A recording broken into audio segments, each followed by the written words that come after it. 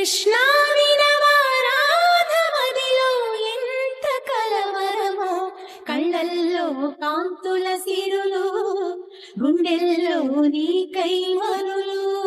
దూర వెన్నెలలో జారు వేళలో కన్నె రాధ కదిలే, మధుర రాగమొకటాలకించి తన ప్రియుని కొరకు వెతికే. వేణు మాధవుని కానలేని చెలి మనసు మూగబోయే,